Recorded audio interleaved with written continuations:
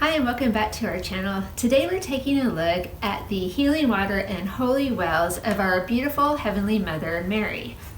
So usually when we think of the Blessed Mother and healing water, we think of the Miraculous spring in Lourdes, France, where many people have been healed throughout history. But it turns out there's another whole world out there of healing wells and springs and water that are all in one way or another associated with the Blessed Mother.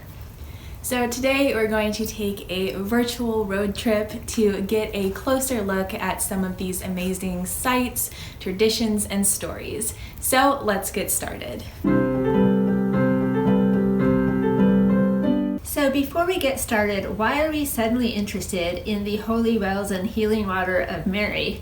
Well, for Lent this year, our family is participating in the Wells of Salvation project from Cross Catholic Outreach. So that provides healthy water and wells to different villages in Africa. So wells have been on our mind. And we also really love the story of the healing spring at Lourdes here. So it wasn't a far jump at all to go on the rabbit trail and investigate some of the other stories of the Blessed Mother and healing waters. So let's first quickly stop at Lourdes and take a look at the very first officially approved miracle that occurred there. We didn't know what that was, so we investigated and found out that it's a very fascinating story. It involves a woman named Catherine Latipi who was pregnant with her third child, but she had fallen out of a tree a few years earlier and injured her right hand so that two of her fingers were completely paralyzed. And that made it really hard for her to do the cooking and sewing and cleaning and take care of her children. So in 1858, at 9 months pregnant, she heard about Lourdes and walked there with her children to meet Bernadette. And they prayed at the site, and then she dipped her hand into the spring and it was fully healed. So that was amazing enough, but then that's not all, because after her hand was healed, she went into labor right there at the spring, but she still managed to walk home with her children. She didn't live that far away, but still. And later that day, which was March 1st, she gave birth to a healthy baby boy who later went on to become a priest. I think that's just an amazing story from start to finish. Another tradition about the Blessed Mother and healing waters that we love takes place on August 15th, the Feast of Our Lady's Assumption into Heaven. And this one has to do with healing sea waters because according to tradition, when Mary was assumed into heaven, she wept tears of joy that fell into the ocean, putting a sort of cure in the waters of all the oceans on earth that day. So every year on August 15th, the Feast of the Assumption, that curative power of the water is reactivated. And so if you are sick and you wade into the ocean water on that day, there is a chance that you could be cured. So many coastal parishes celebrate this day by having processions down to the sea, and they will take holy water and sprinkle it on the water to make it blessed.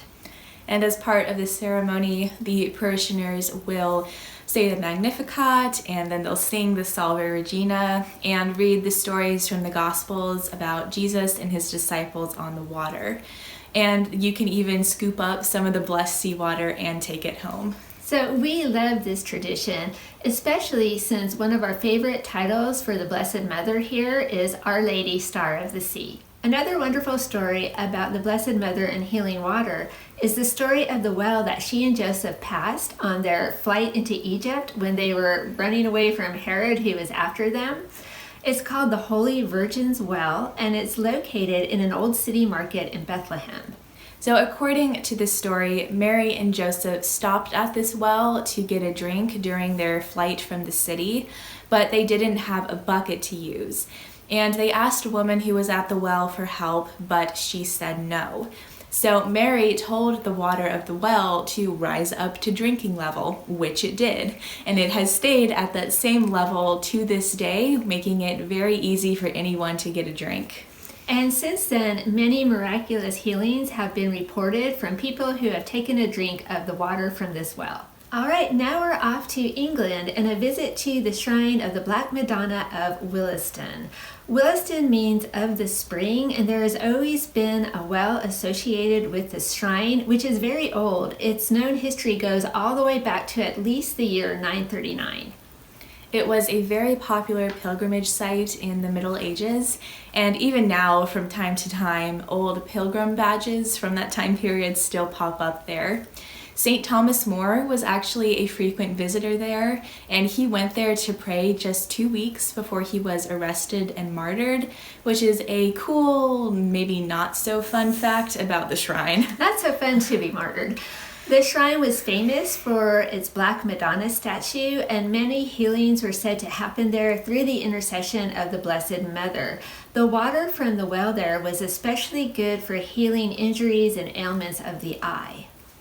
Unfortunately, the shrine and the statue were destroyed by Oliver Cromwell in 1538, but the well survived, and then later on the shrine was rebuilt, and in 1972 a new statue was instated there to replace the one that had been destroyed.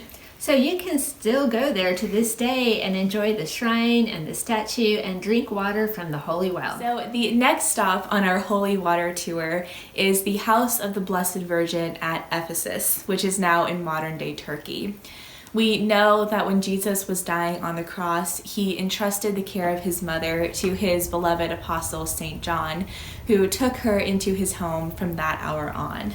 And according to church tradition, St. John did end up in Ephesus, and that is where the Blessed Mother spent her last few years living peacefully on a secluded mountainside. But for hundreds of years, the exact location of her house was lost. Until the 1800s, when the Catholic visionary and nun Blessed Anne Catherine Emmerich had a detailed vision about the house. She had never been to Turkey, but she was able to describe its location so well that in 1891, archaeologists were able to go to the site and uncover the foundations of the house. So they also found the remains of a well there. And eventually the house was rebuilt and the well was restored, and to this day it provides drinkable water to 3 fountains that are located just behind the house. So if you go there, you can take a drink of this holy water, and many people who have done that have reported being cured. And although the church has never declared that the house at Ephesus is 100% the house that Mary spent her last years in with St. John, 3 popes have made the journey to visit the site. The first was Pope Paul VI, who said Mass there, then Pope John Paul II, who declared it as a place of worship, and then Pope Benedict XVI went there in 2006. So it sounds like such a cool place, and we definitely have this one on our Catholic bucket list. We want to go visit. The last stop on our holy water tour today is the shrine of Our Lady of Octalan in Mexico, where in 1541 the Blessed Virgin appeared to a man named Juan Diego Bernardin. So this story is actually so fascinating that we did make an entire video on it, so we'll have that linked down below for you. But to give you the short version, at that time, Juan Diego's village was undergoing a severe smallpox epidemic, and he was going out to collect water from the river Suapen, which supposedly had healing properties. But on his way back from the river to his village, he met a beautiful woman who said that she could not bear to see her children suffering, so she would give him water that would instantly heal everyone who was sick. So they walked a little way, and then she waved her hand at the ground, and a spring of water miraculously bubbled up. Now, of course, that woman was the Blessed Virgin Mary, and of course, Juan Diego took the water back to his village, and all the sick villagers were cured. And later on, a church was built near the site of the spring, the Basilica of Our Lady of Octalan, and you can still go there to this day and walk down the path to the little building that houses the spring, and you can still drink from those healing waters. So I just think that's so cool that after hundreds of years you can still visit there and you can still drink that water, and many, many miraculous cures have been attributed to the intercession of Our Lady there. So as we mentioned earlier, there is for sure a whole world of Marian wells and healing water out there. And we just think that it's really interesting that at the beginning of the video, we told you the story of Joseph and Mary at a well trying to get a drink, and the woman there would not help them. But then you fast forward a few years and you have Jesus, her son, at a different well with a different woman, and he offers to give her living water, the kind that will lead to eternal life. And this woman says yes. So maybe it's then no surprise that the Blessed Mother and healing wells go so well together. It does make you think. It does. So let us know down in the comments if you've been to any of these holy wells or holy places, maybe Lourdes or Octalan or even Ephesus. So we hope you enjoyed today's video. Thank you so much for watching, and we'll see you next time. Bye.